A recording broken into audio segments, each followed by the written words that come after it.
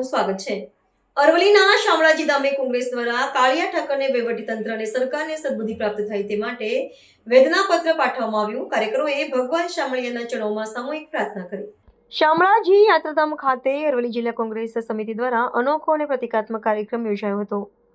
જિલ્લામાં વર્ષોથી પડતર રહેલા પ્રશ્નો અને શામળાજી યાત્રાધામના અધૂરા વિકાસ અંગે સરકાર અને વહીવટીતંત્રમાં જાગૃતિ અને સંવેદના જાગે તે માટે કોંગ્રેસના આગેવાનો અને કાર્યકરોએ ભગવાન શામળિયાના ચરણોમાં સામૂહિક પ્રાર્થના કરી હતી।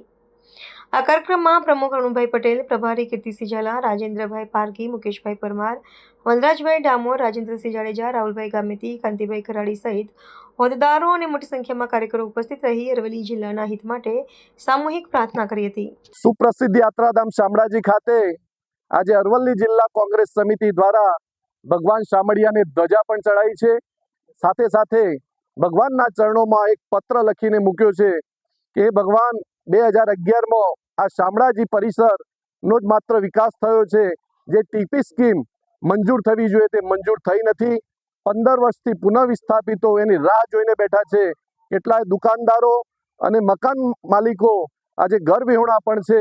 ત્યારે સરકારમાં બેઠેલા અધિકારીઓ અને સરકારમાં બેઠેલા સત્તાધારીઓને સંવેદના જાગે, એવામાં જાગૃતિ આપે અને ભગવાન એમને બુદ્ધિ આપે, જેના કારણે આ શામળાજીનો વિકાસ થાય અને અરવલ્લી જિલ્લાનો પણ વિકાસ થાય।